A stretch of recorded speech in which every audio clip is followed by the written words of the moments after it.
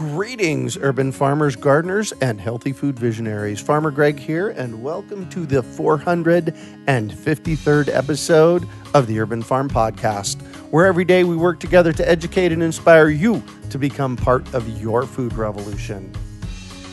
Hey there, this is Janice, the Urban Farm Podcast Manager, and I'm excited about the new growth in our farms and gardens everywhere I turn, and I love that we get to be a part of it. For helping us all in our goals to grow our own food, we are grateful to our sponsors, LEHR Boots and Gemplers. Let them know you appreciate it too, and check out their websites for some great farm products. I learned a long time ago that having good tools supports my dedication to being a lazy gardener. Along the way, I've always looked for the best, most innovative products that are fairly priced and sold by a company that treated me like I matter. That is why I'm so excited to find Gemplers. They've been around since 1939 when they started selling tires to farmers. Still located in Wisconsin, they take pride in finding the highest quality product to make your hardest outdoor jobs easier. Gemplers offers thousands of products to help you with your urban farming and gardening projects, tools that pave the way for greater harvests. Over the next few months, I will be reviewing some of my favorites and adding them to my very own page on their website. Gemplers is dedicated to being the best place you've ever shopped, treating you like a neighbor. Whether you're a business owner or a passionate hobbyist, please accept my invitation to get acquainted with them. They've even set up a special offer for Urban Farm Podcast listeners. Enter Urban Farm 01 to save 20% on your first order. Visit Gemplers.com/urban farm to make your gardening and farming chores that much easier. At LEHR Boots, we salute the land, the rolling acres you've come to know like the back of your own hands, the fertile soil where your family has grown and your everyday moments have blossomed into everlasting memories. For this land is your land, your bedrock, your private parcel of earth that keeps you firmly grounded to what truly matters most. LEHR Boots, done right since 1897. Visit us at lacrossefootwear.com to find a dealer near you. Today on our podcast, we have someone who is merging multiple garden systems into one. We're talking with Ed Williams about aquaponics with soil. Ed is a civil engineer by profession. In his spare time, he uses engineering principles to design functional ecosystems, which he applies to gardening. This practice led him to develop a new method of gardening that he calls the LEHR Garden. He is currently building his second-generation prototype of the LEHR Garden and using it as a centerpiece for his homestead and demonstration garden in Tempe, which he calls the LEHR Urban Homestead. Welcome to the show today, Ed. Are you ready to rock? Yes. Excellent. So I shared a bit about you. Can you fill in the blanks for us and share more about the path you took to get where you're at today? Yeah, absolutely. You know, I would say it started when I was a little kid. I loved having pets. I loved having lizards and turtles and everything like that, but I hated cleaning up the leftovers. Yeah. And so I realized that in nature, nobody's out there cleaning up after all the animals. It just naturally takes care of itself. So I started asking the question, who can do this that isn't me? And I started incorporating plants into my designs. When I got to my late 20s, I started gardening and took that same attitude. Who can do this that isn't me? And I started working into composting, and in my early 30s, I got into growing mushrooms, and it became more about creating a complete functional ecosystem. Always answering the question, who can do this that isn't me? So I think that's pretty much where I got to where I am now, because the garden that I've got is it's a combination of mechanical and biological systems that really thoroughly answers the question of who can do this that isn't me. Wow. You know what? My listeners always are clued in that I always like to call out epic. I love that. I got chills when you said that. Who can do this that isn't me? Basically, you're looking for workers in your yard, right? Absolutely, yes. Tell me more about that. So the LEHR, the name itself, actually it means two things. So the acronym is Linking Ecosystem and Hardware for Regeneration. It's also a German root word that means to learn or to teach, which is really a core value. But back to the ecosystem and hardware. So what I've done is gone through and identified just about everything that needs to be done. So I need to water my garden. I've got a pump on a timer that waters a garden. Water pumps up into the garden, flows through the soil, drains back down, captures anything that isn't absorbed so that we don't waste it. As the plants use the water, the tank needs to be refilled. I've got a float valve that does that. I've got all of the plumbing. I've got all of the hardware that's there to keep it moving. I've got an automatic fish feeder so that I don't have to go out every morning and feed the fish. I've even actually got chickens integrated into mine, and as the water flows through the system, it flushes the chicken water so that I don't even have to go water the chickens. They just automatically get watered.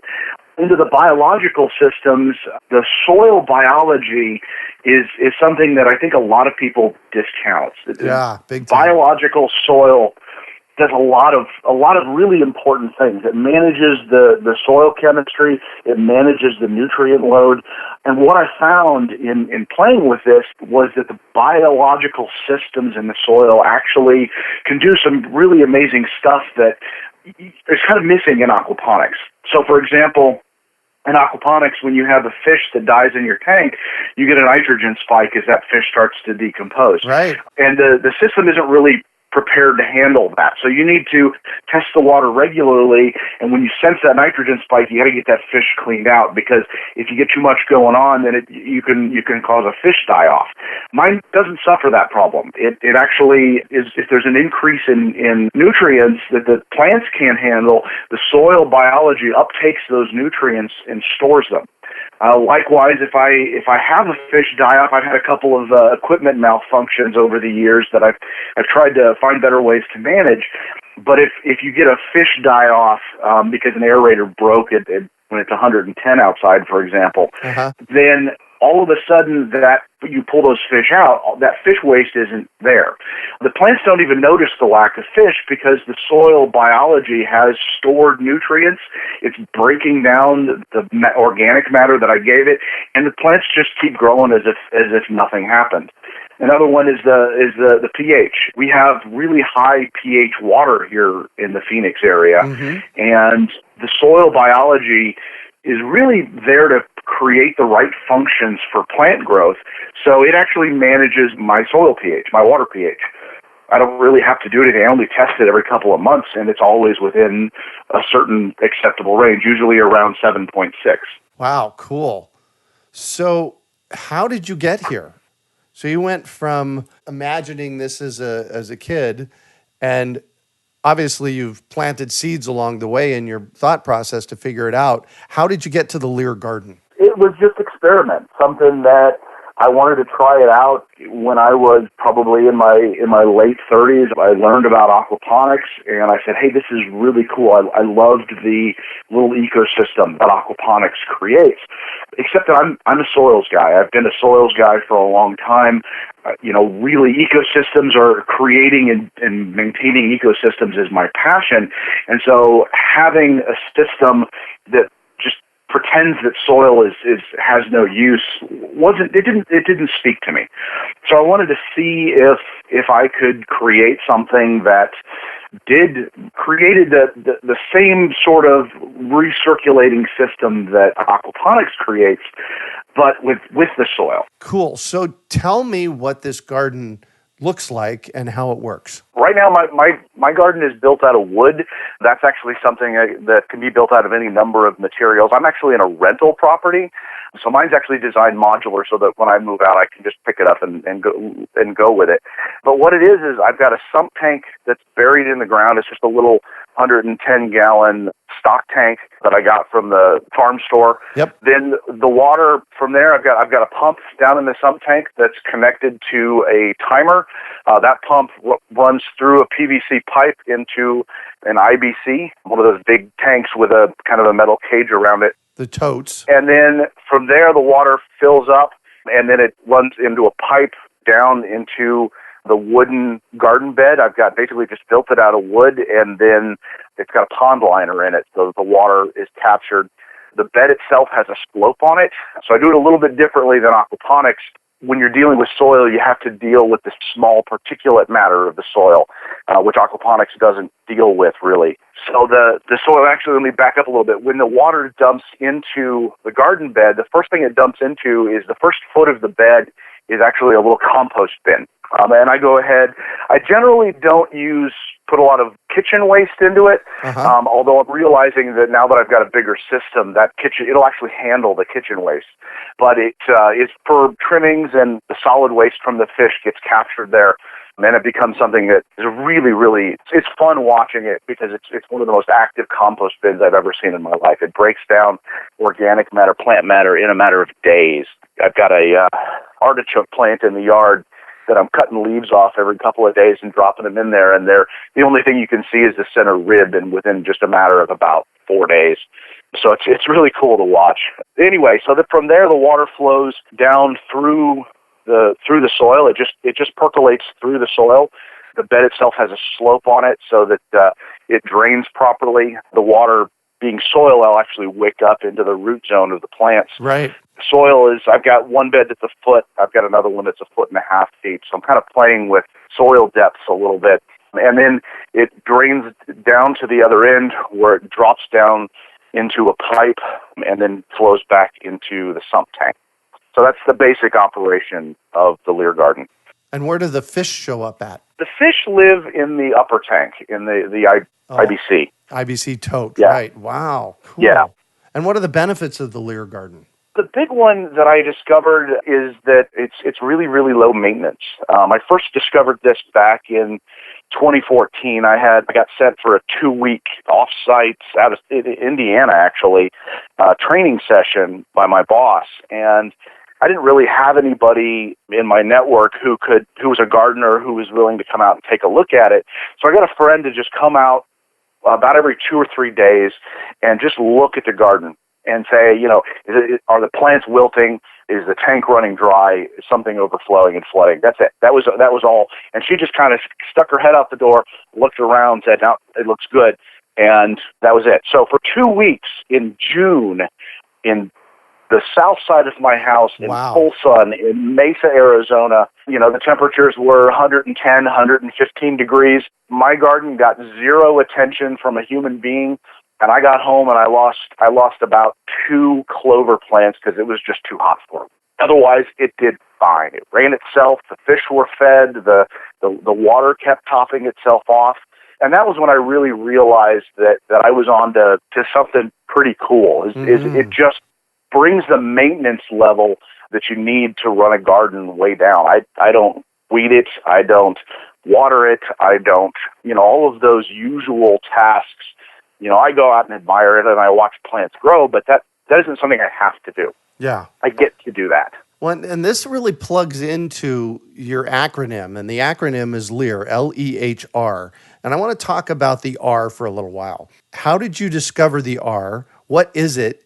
And how have you integrated it into this whole process? Well, let me go back to my other profession for just a second here. I'm a civil engineer. And I got involved with the local American Public Works Association, was creating a sustainability committee a number of years ago. And I got involved with that. And after a couple of years, I ended up being the chairman of that committee for a couple of years. And, one of the big questions that we ask is what is sustainability? And as you might imagine, I'm not really a good enough is good enough kind of guy. It was sort of a, right? But let's figure out what really is sustainable. How do we get to a sustainable culture? And one of the things that I realized in my research and thinking it through was that sustainable isn't good enough. We've gotten to a point of degradation right now that we don't want to sustain what we have. We need to fix it. We need to regenerate the environment. I'm cheering over here. I've said for years that sustainability simply sustains the mess we've created. Mm-hmm. So, yay. Exactly. Good for you, man. So where did you take it from there? So from there, it's what is regenerative agriculture? And there's a lot of people that are kind of working on that definition right now. But really the 2 things that are absolutely critical to regenerative agriculture, and really agriculture is center to a lot of what we do as a society and a lot of the harm that we create as a society. So Central to regenerative agriculture is creating soil and creating habitat for wildlife. And my system does both of those things.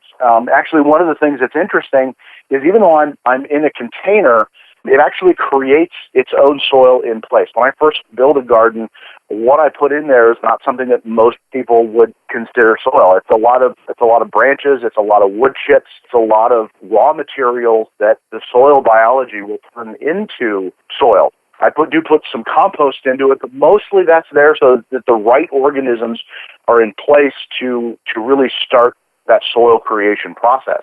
And I've actually found that after about 2 or 3 years, the soil gets to this really rich black humus that's just fantastic soil, but for some reason my production slows down a little bit. So what I do is it seems to work best if you're actually creating the soil in place. So what I do is I pull some of that soil out and I'll put it in a container garden, or I'll top dress around my perennials that I've got in my yard. And so I use that rich black organic soil elsewhere. I just work in more, the contents of my compost bin, tree trimmings from around the yard. I'll work those back in, and then it just starts right back up again. It really likes creating its own soil. I have to tell you that when I met you, we met recently at one of our events here in Phoenix, and when you shared with me what you were putting in your garden beds to start them, I had to pause. It was like, that's curious. When you start a garden bed, share with us what you put in your garden. So I'm still kind of working out the exact ratios, but the bulk of what I put in there is woody material. I have a pile of tree trimmings in my backyard that I don't own a chipper. I chop them up roughly. The twigs I try and break down as much as I can because they create a bridge, and it keeps it doesn't let the water flow through correctly. It's you got to try and get them broken up a little bit. But so I put in maybe 20% compost, like finished compost. Mm-hmm. If it's not completely finished, that's okay. I put in some nutrients, a little bit of rock powders, a little bit of biochar. The biochar sort of helps with that buffering effect. And that's mostly it. Right now I'm in the city of Tempe, and they've got some wonderful compost yards, and that's really been helping me bulk out the organic content of my soil and give something beneficial for the plants to grow. And I like to put something kind of small particulate on the soil, on the very surface, so that the plants actually have something a little bit more beneficial than just wood chips to grow into. Right. And do you plant it pretty immediately? Yeah, I've played a little bit with starting off, a new bed. Actually, the only thing I don't put in immediately is the earthworms. Oh, and I forgot an ingredient: mushroom spawn. Oh, nice. I put mushroom spawn in, and I'm playing a little bit with the different varieties of this. I'm building the third bed right now, and so I'm going to probably be going with more hot weather varieties like pink oyster or milky mushrooms. But that was one of my first really cool aha moments, is when I first built my very first garden. Hugelculture is something that I've been practicing for years, but what I don't really just put a fresh raw log into the garden. I'll grow mushrooms on it first and let it kind of get a really good head start in that breaking down process. And when I first built my garden, I had a number of spent mushroom logs that I was done with, and I was looking for bulk, and so I just threw them in there thinking, okay, well, here it is, June in Mesa. They're just going to, I know that a lot of mushrooms reach thermal death at about 105. So I had no illusions that they were going to live through the summer, but they would give me some raw materials for soil creation. And much to my surprise, October came, temperatures started dropping, and mushrooms started popping up in my garden. Of course. It was awesome. I was just absolutely ecstatic because, that's something I think most people would say isn't possible. Can you grow mushrooms through the summer outside in Phoenix, Arizona? And apparently the answer is yes. That was pretty fun. So the mushrooms get in, and they start breaking down that woody material. And that's really that first place when the biological kingdoms are all warring for dominance and trying to find a way to hit equilibrium. That's when things get a little bit tricky. I'm still kind of finding ways to get that worked out, because even putting things that are chunky, you still get some biological nutrients that get taken up into the water, and those can be a little bit tricky for the fish, more in terms of oxygen demand than anything else. So you got to have a really good aerator. You've got to get good filtration. But the mushrooms get in there and they lock up that woody material, and they start decomposing it pretty rapidly. Yes. And then after about a month or two, then you put the worms in. The worms will get in, and they'll just, whatever the mushrooms have abandoned, the worms will take that and start turning it into soil. And for the first couple of months, the plants do okay, but it isn't really amazing until the earthworms have really started to make it to where it looks like soil. And then you get the nutrients from the fish, and then the plants just absolutely take off. Wow. How cool is that? You've put a lot of thought into this. So what are you hoping to accomplish with your Leer Urban Homestead? It's back to the second meaning of the word. It's education. It's something that I think that as a society we can do a whole lot better. And what I want to do is help people achieve a measure of food security on their own without having to sacrifice the modern lifestyle. You want to go out to that concert, you want to go on a vacation head out to Disney World for a week. Gardens make those things hard. There's also the issue of, we can't, we've got to spend 2 hours a day in the garden because that's what you got to do. And these are, I think, a lot of the barriers that a lot of people find to gardening is just the level of effort. And also, I think when you get the mechanistic side involved, there's also the aesthetic side. And so that's something that I've worked really hard to simplify the design to bring more opportunities for aesthetic design, something that you can walk out in your backyard and say, hey, this looks great. I love this. So really, I'm trying to democratize food production. That's really my ultimate goal here. Decentralize it is another word we could use. Exactly. Right? Yeah. Exactly. Bring it into all of our neighborhoods. Well, I'm a big proponent of a garden in every yard. When I've been to Europe twice in the past 20 years, and one of the things that I noticed is that everybody has a garden. Yeah. And we're not doing that here. No, we're really not. Yeah. So good for you, man. This is you're doing really important work. Was there an aha moment along the way? Oh, lots of them. The mushrooms popping up in my garden in October, that was a big aha moment. When I found that I could walk away from it for 2 weeks in the harshest part of the year, that was a big aha moment. Other ones were just finding out. One of the other things that I noticed was that I'm a bit of a chaotic gardener. I don't plant in rows. I like diversity. I like companion planting. I like creating habitat. So I just throw in a riot of plants, and I'm not very good about thinning them. I probably should be better about thinning them, but I just throw everything in. And what I found was that once that soil really gets going, the only thing that the plants are competing for is sunlight. They've got all the nutrients they could ever possibly want between the soil that's made of breaking down organic matter and the nutrients that the fish load into the water as it flows through. So what I'll do is I stack plants on top of each other. So for example, I'll put in a single square foot, I'll put an okra plant, which is a nice tall plant that doesn't throw a ton of shade, and then maybe 4 Swiss chard at the base of that with a cucumber planted in there too that just trails over the side of the raised bed. And then a couple of herbs thrown in that can poke up between the Swiss chard. So it's something I fit a lot of plants into a fairly small space, and it was really cool as an aha moment to watch not only all of those plants growing, but all of them thriving and being very productive. Nice. You're really putting nature to work at that point. Absolutely. Yeah. I'm going for a meadow, more a meadow than a garden. Perfect. So what kind of experiences have you had when others have visited your homestead? Mostly it's been very positive. I've got a couple of friends who come by semi-regularly just to see how things are going, because it's really cool to watch it grow. Yeah. Some of the plants grow really fast. It is just very gratifying to watch people, because again, like I said, I'm halfway decent at I'm not a carpenter, but I'm halfway decent at carpentry. And so I designed the garden bed to look nice. And so when people walk in, they go, oh, wow, this is really cool. And it makes food. And it makes food, and the plants are big, and they're growing. And one of the things that's always amusing, they say, okay, so tell me what these plants are. And I start listing off what's growing there, and they almost never let me get all the way through the list because I have just so many different varieties of plants. And they just sort of, blue screen. Their brain, I just can't handle that many plants.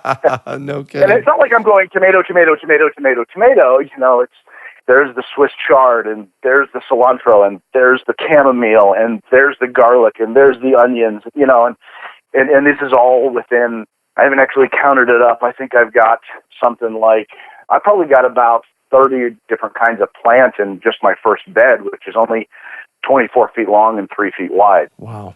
I've got about 15 okra plants and about 19, summer squash plants. Oh my gosh. And that just takes a section in the middle. That doesn't even take up the whole bed. So you're building a business around this. What are you looking for that? What I'm eventually moving towards is actually working with people to build these gardens. One of the things that I would like to work on as well is because the maintenance is so low, we can actually, as a business, maintain the garden without having to be there every day. With most gardens, you've got to be out there a couple hours a day, and that becomes cost prohibitive to hire somebody to do that. But if you can create a garden that essentially runs itself, you just got to come out and take a look at it every week, maybe every 2 weeks. That becomes something where you can actually get a service to maintain that garden. And then all you got to do is get home from work and say, well, let's go outside and see what's for dinner. Somebody else takes care of it. And, working on creating hardware so that we can even sense when something goes wrong. If you've got a pump that's failed or a fish that's died or whatever. So that's a little bit farther down the road. But, this is definitely something that I'm moving forward with. Nice. So I'm going to shift on you, and I'd like for you to talk about a time you failed, how you overcame that failure, and what you might have learned from it. I would say that the first time that I tried, I say I've been working on this about 6 years. It's probably more like 7, because when I first moved down to Phoenix, I had a little studio loft apartment with no outside space whatsoever. I can't really not garden. So I decided to go ahead and start playing with my ideas for aquaponics with soil in my big bay window that I had in my living room. And what I found was that when you have a lot of particulate matter, getting an appropriate filter to keep that, the filter needs to not plug. And so what I found was I had too small of a filter, and I ended up with a lot of muddy water all over my floor. Oops. So, it was a bit of a mess. It didn't really work very well. It taught me about how to get the filtration right. So that the system can function the way that it needs to function. And it taught me to maybe leave my experiments outside. Yeah, there you go, for sure. So what do you consider your biggest success? The biggest success, I would say, is really the whole system as it's come together into something that is very low maintenance, very productive, very low water use. It's something I've got a water meter on it right now. It's using about 10 gallons a day. It's kind of the whole system. It's just wow. I'm tickled pink by just how much I've been able to fit in such a small space. It'll be interesting 10 years from now to look back to see where you're at now and where you've traveled to. It will. Yeah. It will. So we're 4 years into this podcast. Make sure that we catch up with you in a couple of years so that we can do a re-up so that we know how far you've traveled. Because from what I know about nature and systems like this, I've been playing with them for decades now. You're onto something here, man. I hope so. I really do. Yeah. So what drives you? Trying to make the world a better place. And, as I said, I dug into sustainability and realized that so many of the problems that we face, especially here in Phoenix, with the urban heat island effect and flooding and drought and air quality and all of these problems tie back to a broken ecosystem. And so really what I want to do is I want to create a new urban ecosystem. They've officially announced that we're in the Anthropocene. Let's own that. Let's create a new human-centered ecosystem in the places that we live. Let's bring nature back into our lives. Let's start fixing some of those broken cycles. That's what I want. That's what drives me. Wow. That's my passion. Cool. Thank you for that. If you could recommend one book for our listeners, what would it be and why? I'm going to go maybe a little bit of a different direction than you probably hear on an urban farm podcast. There's a book called Mycelium Running by Paul Stamets. Yes. Have you heard of this one? I have, yes. It's a good book. It is a fantastic book. He talks about really a lot of the things that you can do with mushrooms in terms of ecosystem repair and mycofiltration, and a lot of those things, a lot of the functionality that I've gotten out of my garden comes from some of the information from that and some of his other books. But that really of his books, that one's really my favorite because it just ranges all over the place. It's an amazing book. Yeah, Mycelium Running by Paul Stamets. Correct. What one final piece of advice do you have for our listeners? I'm actually going to go with the opposite of the advice that I always get. People always tell me, stop overthinking it. And I'm going to say, don't stop overthinking it. Everything that I've ever accomplished is because I consider overthinking a good start. The trick is to control what you think about. Don't dwell on the bad. But once you've got an idea, move to the next logical step, and then the next, and then the next, and then the next, and keep thinking it through. Excellent. Well, thank you so much for joining us on the show today, Ed. Thanks for having me. So how can our listeners get a hold of you? So my email address, again, is edwilliamspe@gmail.com. That's P as in professional, E as in engineer. You can also find me at Leer Urban Homestead. We have a Facebook page. We have an Instagram page. We've got a fairly new YouTube channel. The Leer Urban Homestead stuff is more of the kind of the homesteading type things of like food production and whatnot. If you really want to dig into the science of it, I have a blog called Mad Pioneer. I also have a Facebook page on that one. I'm a little behind on catching that up, but I will be dropping a lot of the technical knowledge of how that works on the Mad Pioneer page. The blog is at madpioneer.blogspot.com. Wow, nice. And again, Leer is spelled how? LEHR. And tell us once again what that stands for. That's an acronym. Yeah, that's an acronym. It's Linking Ecosystem and Hardware for Regeneration. Perfect. You can find show notes from today's podcast at urbanfarm.org/Leer. That's LEHR. We are your urban farming resource. You can find us on iTunes, Google Play, Stitcher, iHeartRadio, and everywhere podcasts are found. Also visit urbanfarm.org to find articles, webinars, courses, and more. Well, that's it for today. Thanks for joining us on the Urban Farm Podcast. At Lacrosse Boots, we salute the land. The rolling acres you've come to know like the back of your own hands. The fertile soil where your family has grown and your everyday moments have blossomed into everlasting memories. For this land is your land, your bedrock, your private parcel of earth that keeps you firmly grounded to what truly matters most.